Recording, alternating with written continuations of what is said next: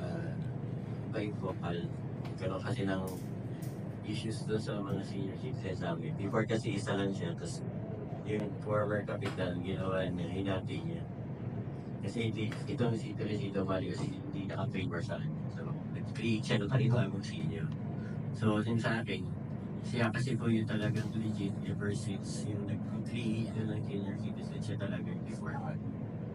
So, parang ano ko lang hindi mga senior kasi mas nakikinig sa akin. Binalik ko po siya. Yung dati po, wala. Agawad na ngayon. So, pero, agiwalay pa rin. Kasi niya pa rin in-enjoy. Next time.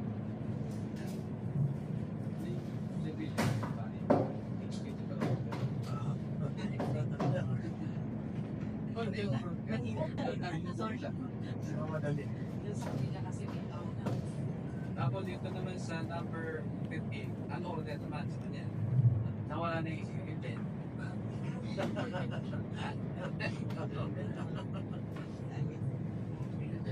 ISM, Creation of Committee on Housing and Community Development for Informal Settlers. Last year lang po kasi ito na ibaba yung memo sa amin. Natinig ko ba yung discussion kanina? Secretary, doon siguro ng kampinado. Yan na. Okay, Mr. Chair, I move that we approve. Ayun po lang itong na yung number 11, ha? Oo. Submit ko na i-approve na lang natin ito, ha? Kailan ba copy yung evaluation? Ha? Abot po ito, hanapin ito eh. No? Sige, I move, Mr. Chair, that we approve. Basic order number 11, 12,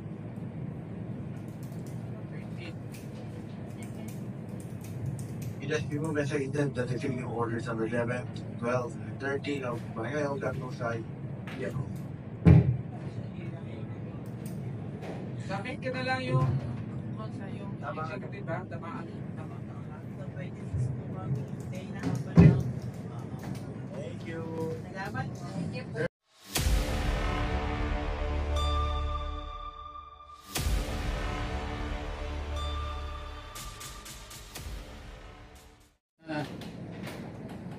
Secretary, tanongin mo, ha? Secretary, yung dati nyo pong barangay revenue ordinance, ikaw na po ba ang secretary at that time? No, Your Honor. Okay, so during the time that you assumed the office of the barangay secretary, nakakapag copy ho ba kayo nito? Yung luma? I found one copy, Your Honor. It was dated 2018. But actually, when yung kagawad po ako, we adopted yung unified na binaba po ng city. Tapos po, we conducted public consultation also. Kaya lang po, usually may time na inano ko na po lahat ng documents, hindi ko po mahanap yung ano na yun, mga documents na yun. So, in your opinion po, na-approve mo kayo ng City Council? Parang hindi po. Pinasa po yun and then there were some corrections pero hindi na po naibalik because of the pandemic. Intervening circumstances. So, ito na ngayon ang bago. Okay. 1 minute recess, Mr. Chair.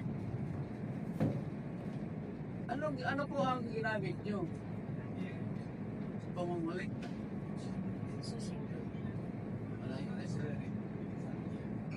Nakareset naman na sabihin hindi re-record yan. So yung binaba po ng CD, yan po yung ginamit namin. Ay, binaba. Opo. So, comment na ako doon. Okay. Punta na tayo dito, ha. Resume, Mr. Chair. Okay. Ito pong ginawa niyo ngayon, napag-usapan ba ng Sangguniang Barangay ito?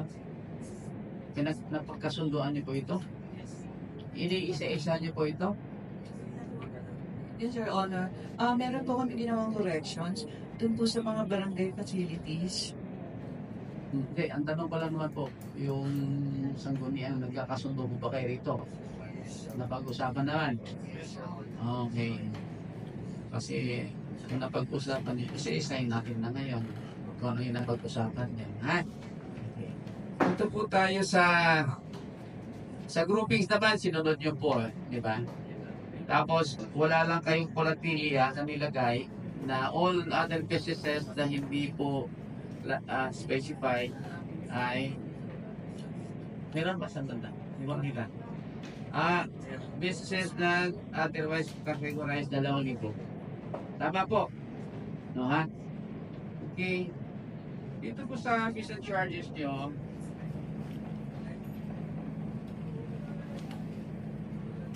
titingnan lang po ha sa section A, group A.